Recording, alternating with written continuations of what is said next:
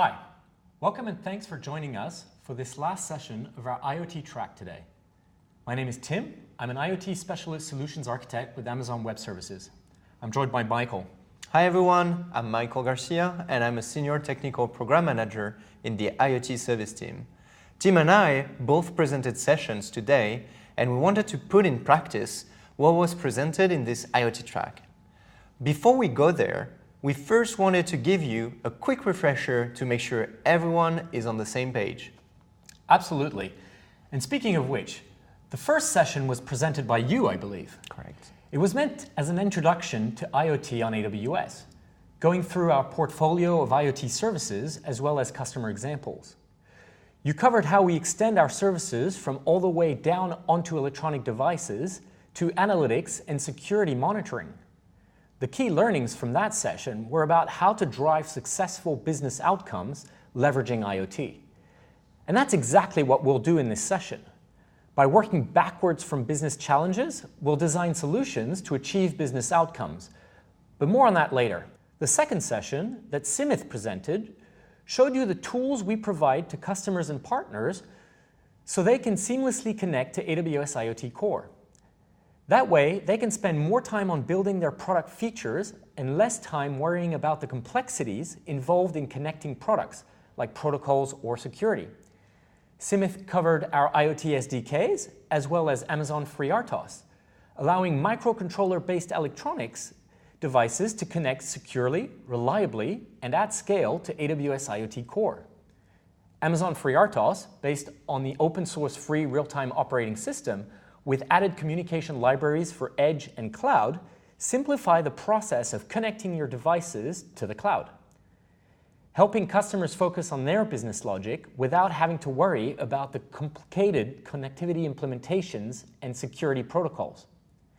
He also covered the features of the IoT Core service, with functionalities like the device shadows, great for interacting with devices from your applications, as well as the rules engine, a powerful system enabling passing data from the IoT Core to other AWS services.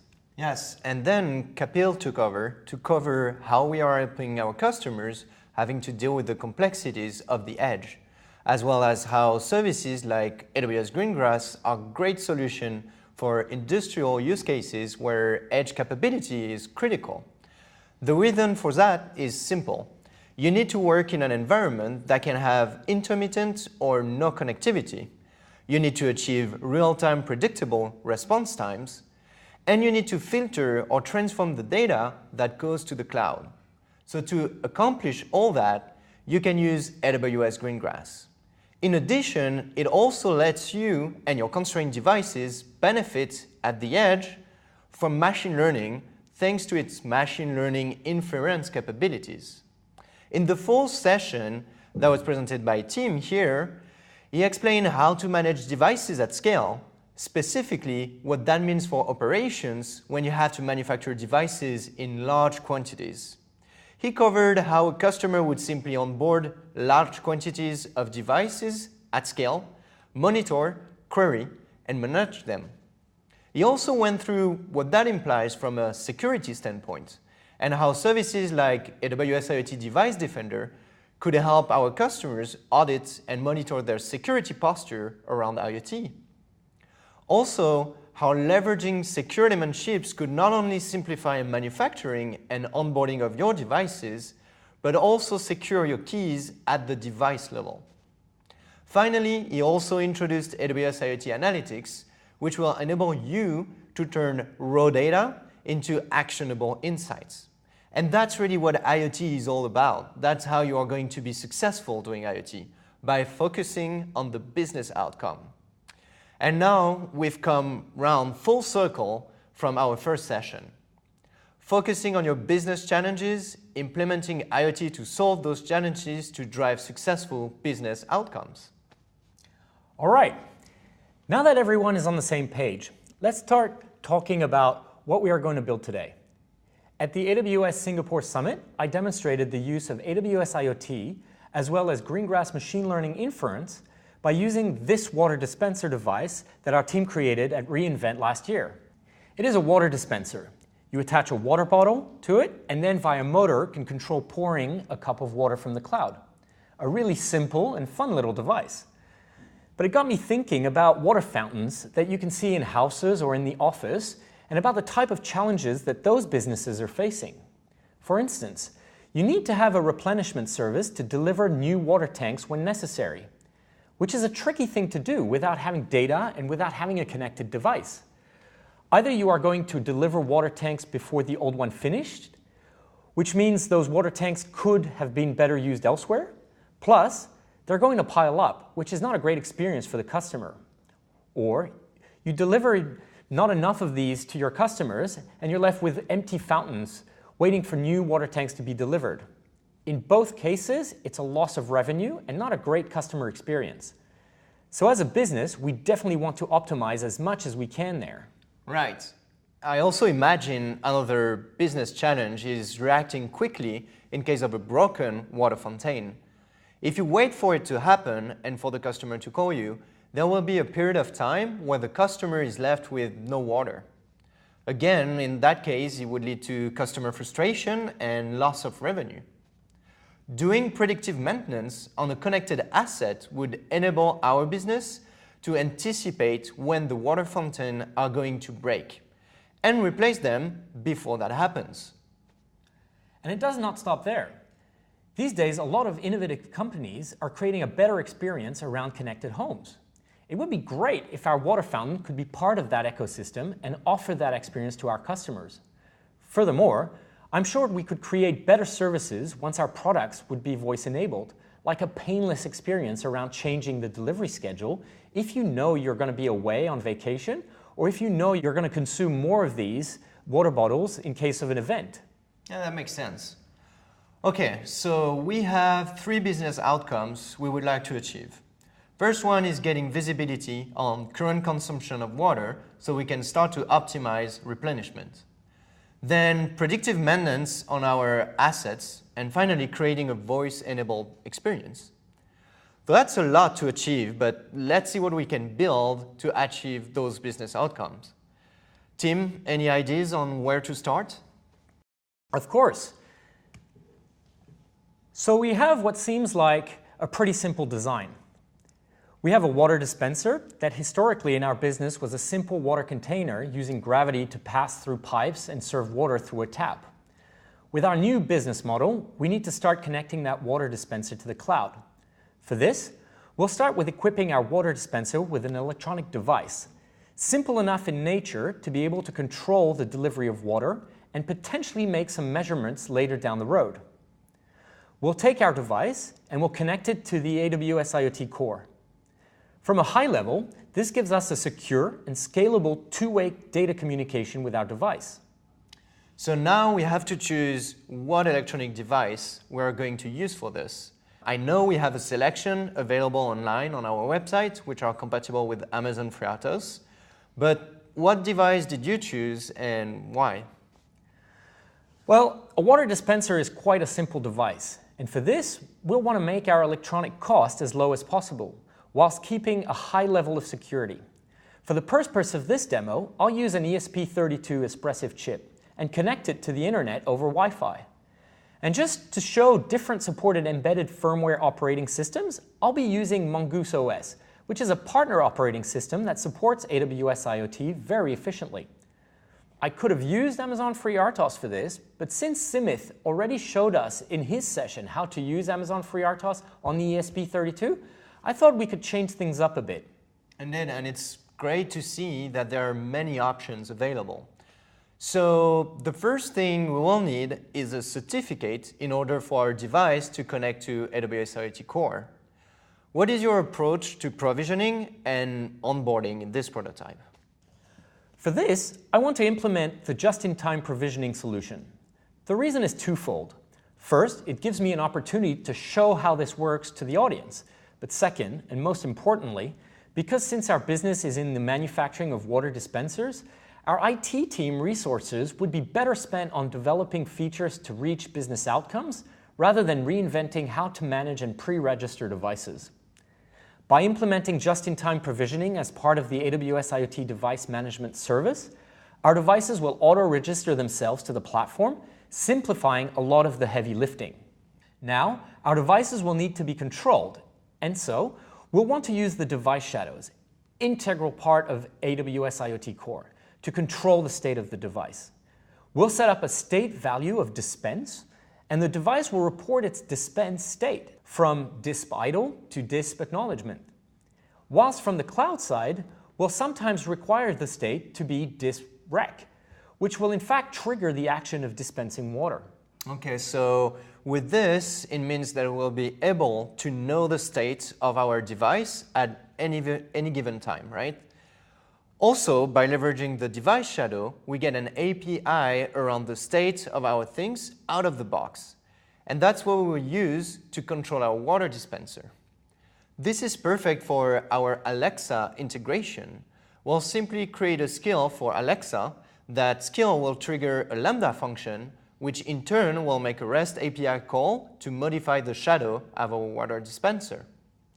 By the way, this is great in case later on we want to build a mobile application or any other type of application that will interact with our device because we can leverage the exact same architecture.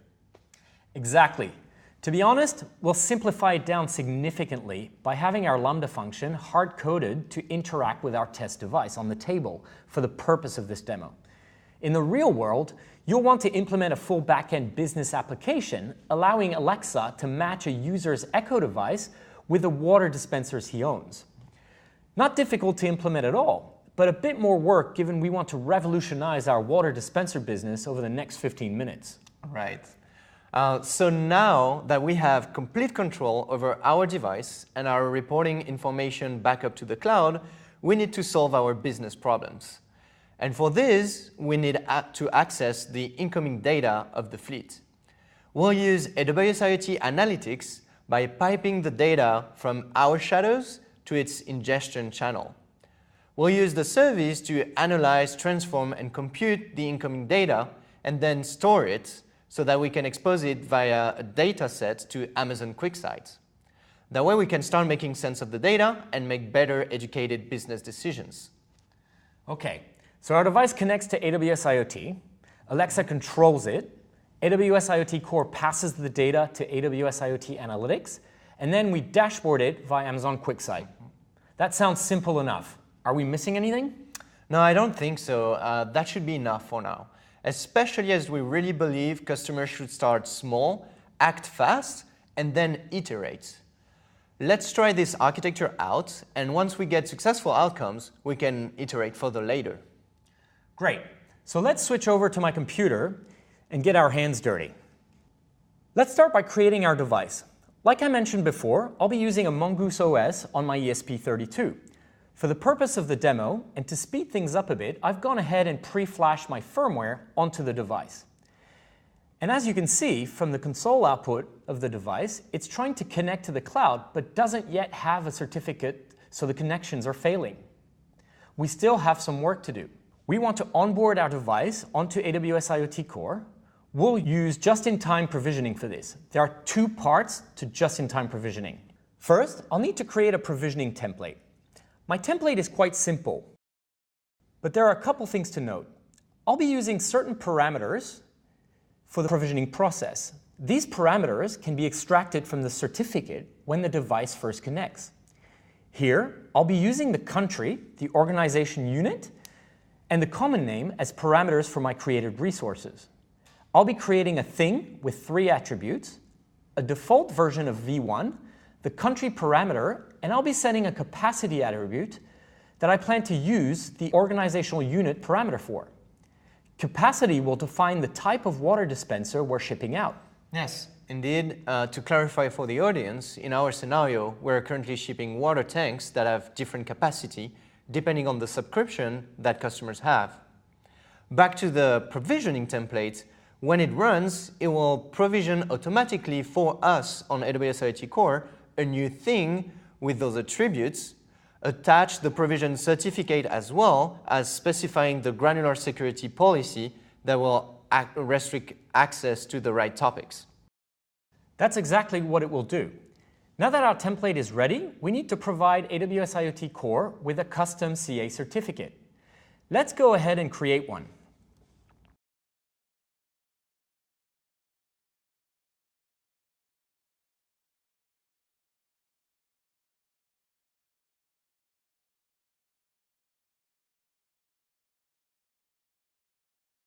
If you look at the AWS documentation, we've provided the different necessary steps to create your own CA.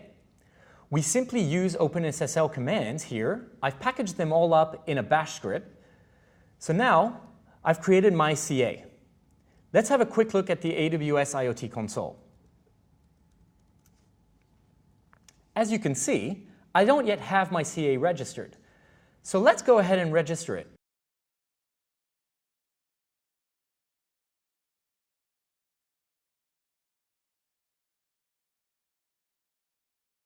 Again, I've prepackaged the necessary functions in a bash script. And if we go into the management console and refresh the page,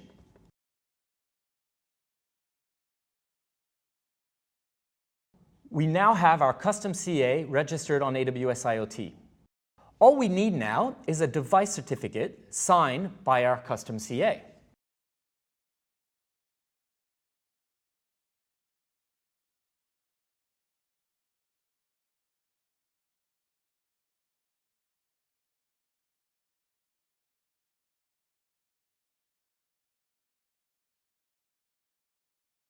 My bash script uses OpenSSL and my CA to create my device certificate. In a production environment, you will leave this task to your production partner, or you would and should even use secure element chips to store your keys, so that no one can access them. But for the purpose of this demo, we'll simply upload the keys manually ourselves onto the device. And I can see from the output here that the device certificate is issued by our custom CA, but also has all the metadata we talked about earlier. The IoT thing name maps to the common name. We also have the country and even our custom capacity attributes. Yes, and the beauty here is that AWS IoT still doesn't know about this device. It isn't registered. Our provisioning template will only kick in once the device connects for the first time. So let's upload this certificate onto my device.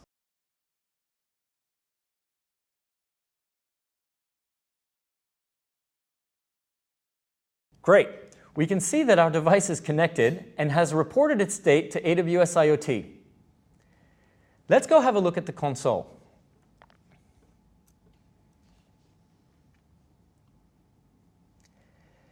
And here's the device provisioned with its certificate. For the purpose of this demo, I've pre-created the Alexa skill and the Lambda function, so it should just work. Want to give it a try? I thought you would never ask. Alexa, tell the dispenser I'm thirsty. Here's the water, but isn't it midday somewhere in the world? Okay, so bonus point for the audience. We just proved that Alexa has a sense of humor. Thanks for the drink, Michael. And great, it works. We now have a fully functional water dispenser that can be controlled from the cloud and reports information. That's great. All right, my turn. Now that we have a fully operational system, we can look at how to achieve our business outcomes, and for that, we will use AWS IoT Analytics and Amazon QuickSight. I'll start by merging the data coming from our multiple simulated devices into a specific topic. Since our devices are communicating over the shadow, let's create a rule that gets data from all the shadow available and republish it to a topic called Dispenser/update. We'll also take that opportunity to filter the data and only get the shadow updates when the state is disp_ask. That way, we can only look at the time when a cup of water was poured.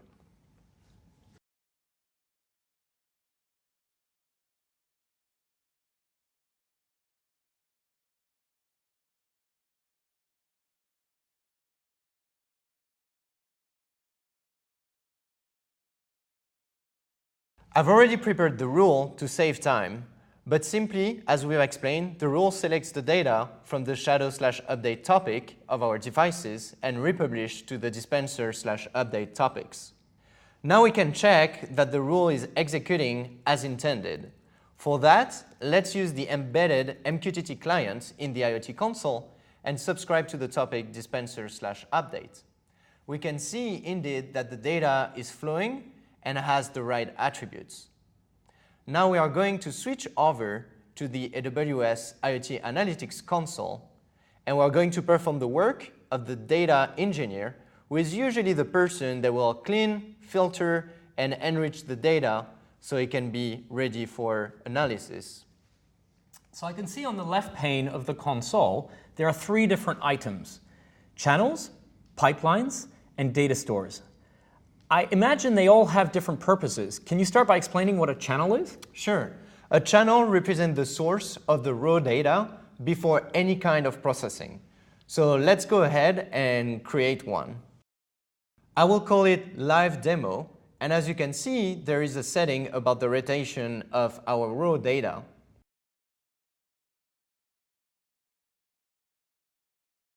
IoT Analytics is capable of processing any messages stored as raw data in a channel at any point in the future. Therefore, if you make a change further down the road on how you process the data, you will be able to rerun the new process on all historical data. So keeping the raw data is pretty useful.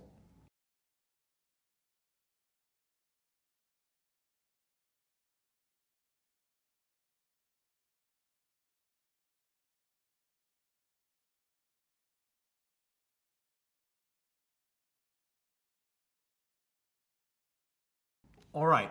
So now the next step seems to be the pipeline, then the data store.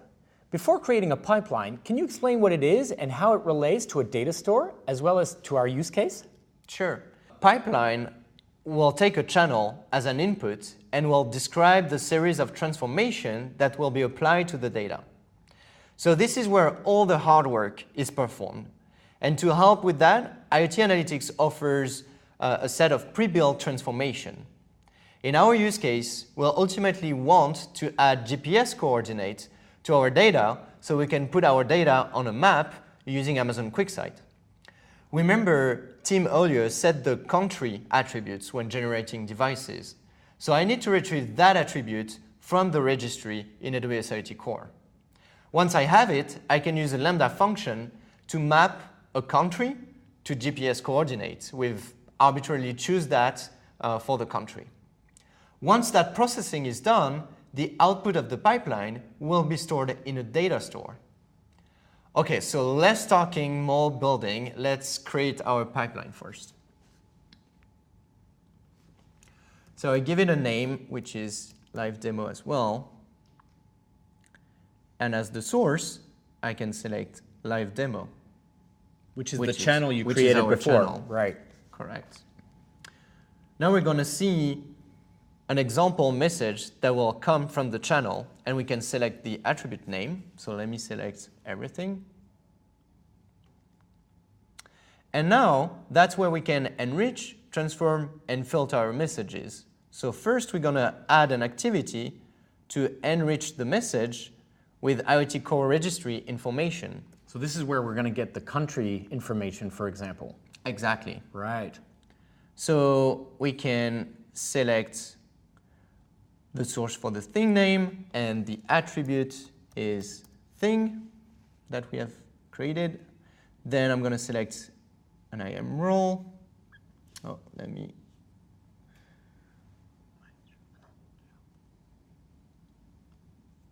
All right. And IoT Analytics lets you preview the results. So let's click on that. So now we can see all the fields in green are the fields that were added. But there's too many fields here, so we're going to add another activity to remove some of them because we don't need them. All right. So let's select the one we want to remove. We want to remove the default client ID, thing name because we already have it, all of those as well. And we're going to keep all the other one except the version. Is that correct? Yep, that's it. Sounds good. All right, let's update the preview to take a final look at it.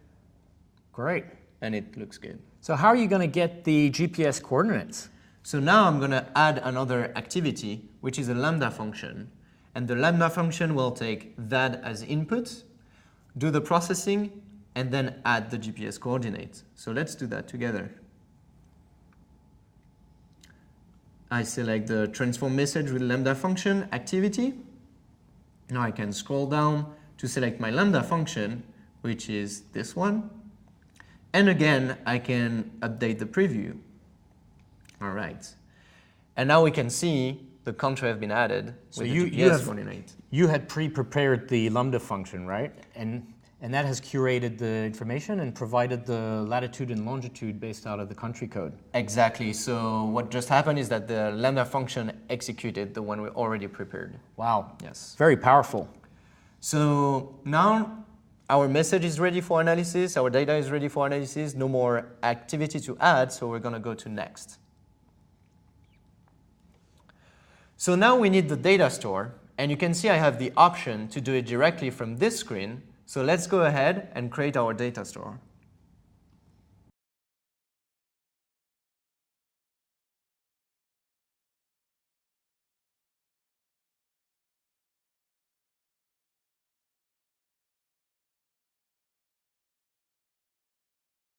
So it looks like now we're going to analyze part of the console.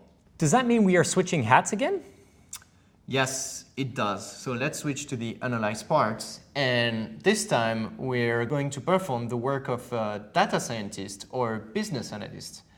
A data set is a collection of data which will be used for further analysis and which is a subset of the data contained in our data store. That's why to create one, you need to select data in our data store using a SQL-like query. In our scenario, I wish to select all data available to make it simple. This data set is static, but if I wish to automatically refresh it, I can ask that of the service. So again, that's pretty useful to automate your data processing. So let's create one. I'm going to call it live demo again. We're going to select our live demo data store. And as I mentioned, I will just keep the default, which is selecting all the data. And frequency, we can say hourly, for example, to refresh our data set. So we now have cleaned, enriched the data, and it is ready for analysis. We need to switch to the QuickSight console. I know AWS IoT Analytics and Amazon QuickSight are integrated natively, but how does that work? Well, I'm going to show you. So we're now going to switch to the QuickSight console. And the first thing I will do is to go to Manage Data. And now if I try to create a new data set, I can select AWS IoT Analytics as a source. Okay. So in the interest of time, I will instead use an analysis that I've already prepared. So we can really focus on the data.